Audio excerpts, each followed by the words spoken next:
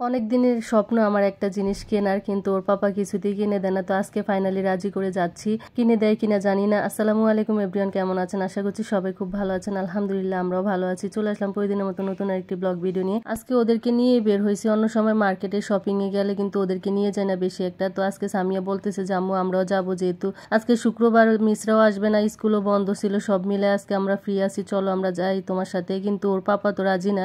এক রিক্সায় হয় না, বড় রিক্সা নেওয়া লাগে, আর বড় রিক্সা হচ্ছে মার্কেটের এদিকে যেতে চায় না। সামির মার্কেটে গেলে প্রচন্ড জ্বালায়, ওর জন্য কোথাও যায় শান্তি পায় না। ওর জন্য আমার মেয়েটাকে কোথাও নিয়ে যেতে পারি না, ও শুধু বাসায় থাকতে চায়, কোথাও যেতে চায় না। তো সব মিলে অনেক চিল্লাচিল্লি করার পরে মানে দুজন আসবে যেন আসবে, তো ওদেরকে নিয়েই চলে আসলাম মার্কেটে। আসার পরে মার্কেটে যেটার জন্য আসছি আর কি সেটা দেখা নিয়ে ব্যস্ত হয়ে গেছে। অনেকদিন ধরে বলতেছি যে একটা ডিনার সেট কিনবো, একটা আছে যে সেটা অনেক পুরান হয়ে গেছে, অনেক আগে কিনছিলাম, অনেক জিনিস ভেঙেও গেছে। তো সব মিলে ওর পাপাকে রাজি করে নিয়ে আসলাম। অনেক সময় কেনার কথা বললো, সময় সুযোগ হয়ে ওঠে না কেনার জন্য। তো আজকে ফাইনালি চলে আসলাম, কিন্তু আজকেও কিনতে পারবো না মনে হচ্ছে, কারণ এত দাম বলতেছে, এরকম দাম বলতেছে যে কেনা সম্ভব না, বাজেটের উপরে চলে যাচ্ছে। তো যাই হোক, অনেকক্ষণ কথা বললাম, আর আমি যেই দাম বলতেছি, ওনারা যেই দাম বলে আমি যেই দাম বলি, ওর পাপা শুনে মাথা গরম হয়ে যেতেছে। মানে ওনারা যেই দাম বলে ওই দামে তো আর কেনা সম্ভব না, আমি তো আমার দাম বলবো, তাই না? ওই লোকেরা রাগ হওয়ার আগে ওর পাপা রাগ হয়ে যায় যে এই দাম কিভাবে বলি আমি। তো যাই হোক, ওনার সাথে কোনো জিনিস কিনে আমি শান্তি পাই না, মানে দোকানদারের আগে উনি চিল্লে ওঠে। তো এই জন্য আমি বলছি যে আপনার সাথে আমি ডিনার সেটি কিনবো না, চলেন বাসায় চলে যাই। তো যাওয়ার পথে একটা মার্কেট, নতুন শপিং মল হয়েছে, তো এখানে আসলাম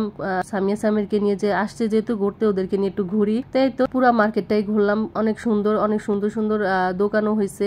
এক শপিং মল আসলে সবকিছু পাওয়া যাবে, মোবাইল থেকে, কাপড় থেকে, কসমেটিক থেকে, মানে যাবতীয় যা লাগবে সবকিছু আছে। পার্লারও আছে দেখলাম এখানে। তো অনেকক্ষণ ঘোরাঘুরি করলাম, ওর পাপাকে বললাম যে এখন চলে যাই যেহেতু, আর বলছিল একবার খাওয়া দাওয়ার কথা, কিন্তু খাওয়া দাওয়া করবো না, মাথাটাও প্রচন্ড ব্যথা করতেছে, যেহেতু যেটা কিনতে আসছি সেটা কিনতে পারি না, এই জন্য মনটাও একটু খারাপ। তো বললাম যে থাক, এখান থেকেই চলে যাই বাসায়। আর ওর পাপা একবার বলছিল যে অন্য মার্কেটে যাই, আমরা 10 নাম্বার গেছিলাম শাহ আলী মার্কেটে, তো এখান থেকে বললো যে 11 নাম্বার চলো। তাহলে আমিও আরো 1-2বার হচ্ছে যে 11 নাম্বার দেখে আসছিলাম ডিনার সেট, দামটা মোটামুটি ছিল, কিন্তু এখানে প্রচন্ড দাম, এখান থেকে কেনা সম্ভব না। তোর পাপা বলছিল যে 11 নাম্বার যাবো, কিন্তু আমি রাজি হই নাই, কারণ এখন আর যাওয়ার ইচ্ছা নাই, মোটটাই নষ্ট হয়ে গেছে। পরে বললাম যে অন্য সময় যাব, আজকে আর যাবো না। যাই হোক, বাচ্চাদের ঘোরাঘুরি হয়ে গেল, আমাদেরও ঘোরাঘুরি হয়ে গেল, কিন্তু যেটা কিনতে আসলাম সেটা কিনতে পারলাম না, এটাই হচ্ছে যে মেন কথা। তো মার্কেটটা মোটামুটি ভালোই লাগলো, নতুন শপিং মল, আমি বারবার মার্কেট বলি, অনেকে আবার কি বলে না না বলে। যাই হোক,